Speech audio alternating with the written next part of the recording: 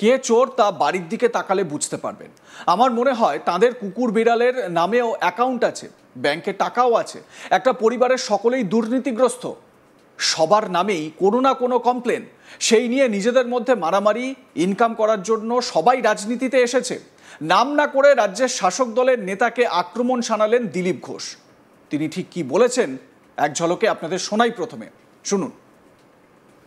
দেখুন, মুখ্যমন্ত্রীর যত ইলেকশন আসছে পায়ের তলা থেকে মাটি সরে যাচ্ছে, যত স্ক্যাম সামনে আসছে, নেতারা জেলে যাচ্ছে, উনি খুব টেনশনে আছেন। কি বলতে কি বলছেন কাকে ঠিক নাই। তো সেই জন্য এই ধরনের কথা বললে বিরোধী পক্ষ তো তার প্রতিবাদ করবেই। তাদেরকে তুলে ফেলা হবে, মারা হবে, তাদের সঙ্গে অসভ্যতা করা হবে। এই তো গণতন্ত্র হতে পারে না। সাসপেন্ড করে দাও, বার করে দাও, কতদিন আপনি বার করবেন? বিধানসভাটা আছে কি জন্য? সেখানে বিরোধীরা আওয়াজ তুলবে বলে, সেটা উনি সহ্য করতে রাজি নন। বছর ঘুরলেই বিধানসভা নির্বাচন, সেই নির্বাচনকেই পাখির চোখ, একাধিক জেলা নেতৃত্বের সঙ্গে বৈঠকে অভিষেক। ঠিক আছে, ইলেকশন আসছে, করবেন। সংগঠন আছে নাকি গুন্ডামস্তান পুলিশ দিয়ে ইলেকশন করতে হবে, বুঝে নিচ্ছেন। মাঝখান থেকে এসআইআর আসছে, এসব সমস্যা নিয়ে মাথায় চিন্তা আছেই, তার জন্য হয়তো মিটিং সিটিং হচ্ছে। মোদি চোর, বিজেপি চোর, না, কে চোর সে তো বাড়ির দিকে তাকালে বুঝতে পারবেন। আমার মনে হয় যে দেখবেন তাদের কুকুর বিড়ালের নামেও অ্যাকাউন্ট আছে, টাকা আছে ব্যাংকেতে।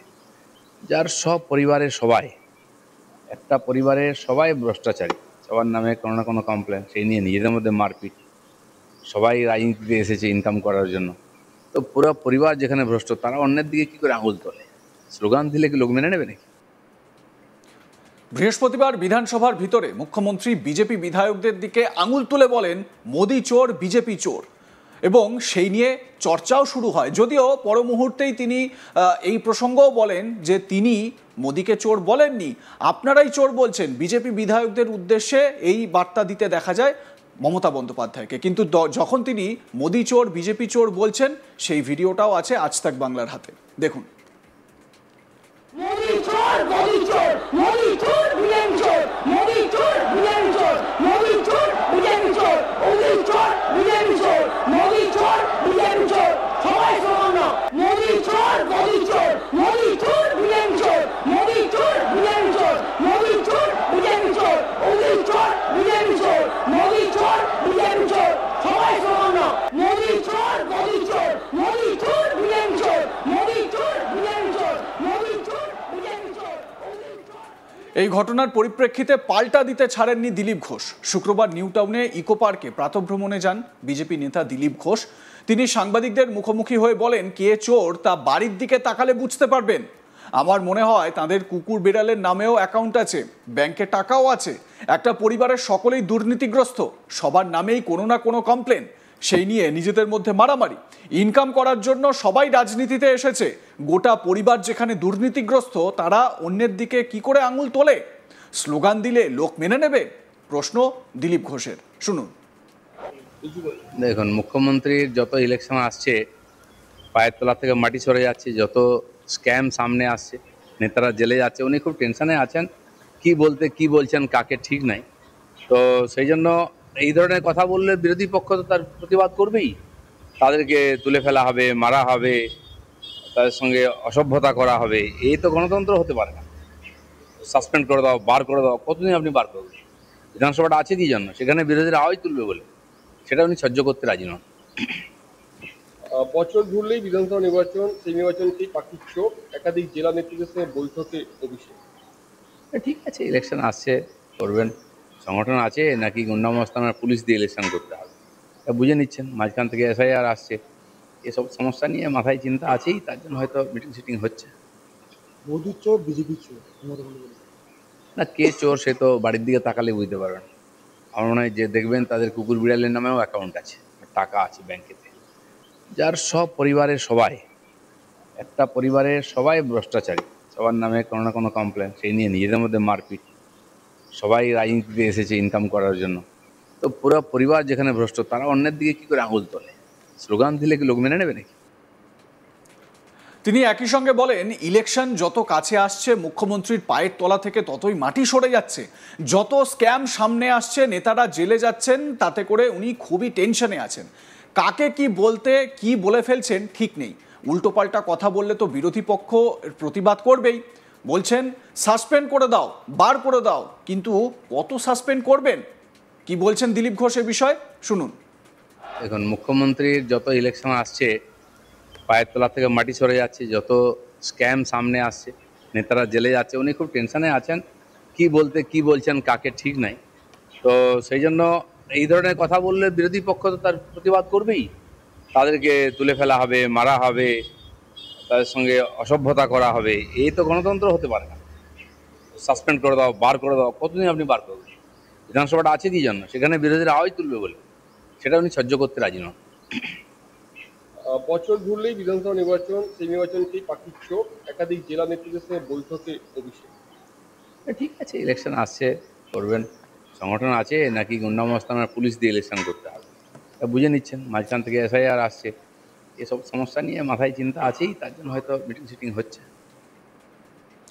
তিনি আরো বলেন, বিহারে যেভাবে এসআইআর হয়েছে ঠিক সেই মতো পশ্চিমবঙ্গেও করার চেষ্টাও করছে নির্বাচন কমিশন। প্রশাসনিক যে সমস্ত কর্মচারীরা আছেন তাদের দিয়েই করতে হবে, মনে হয় তারই প্রস্তুতি চলছে, আর এটা অবশ্যই হওয়া উচিত। আর এই সরকার যদি সহযোগিতা না করে, রাষ্ট্রপতি শাসন জারি করে এখানে এসআইআর করা উচিত। রাষ্ট্রপতি শাসন জারি করে এসআইআর করার দাবি তুলছেন দিলীপ ঘোষ। শুনুন এর প্রসঙ্গে তার বক্তব্য। যেভাবে বিহারেতে এসআইআর হয়েছে সফলভাবে, পশ্চিমবাংলায়ও করার চেষ্টা করছে নির্বাচন কমিশন। আর প্রশাসনিক যারা আছেন কর্মচারী, তাদের দিয়েই তো করতে হবে। আমার মনে হয় তারই প্রস্তুতি চলছে এবং এটা অবশ্যই হওয়া উচিত। আর এই সরকার যদি সহযোগিতা না করে, রাষ্ট্রপতি শাসন জারি করে এখানে এসআইআর করা উচিত। উল্লেখ্য, বৃহস্পতিবার বাংলা ভাষার মর্যাদা রক্ষার অঙ্গীকারে বিধানসভায় শুরু হয় আলোচনা। মুখ্যমন্ত্রী মমতা ব্যানার্জির ভাষণ শুরু হতেই উত্তাল হয়ে ওঠে বিধানসভা। বিধানসভার ওয়েলে নেমে বিক্ষোভ দেখান বিজেপি বিধায়করা। তাদের দাবি যে বিরোধী বিধায়করা, বিজেপি বিধায়করা যখন বলতে যাচ্ছেন সেই সময় তাদের মাইক অফ করে দিচ্ছেন স্পিকার।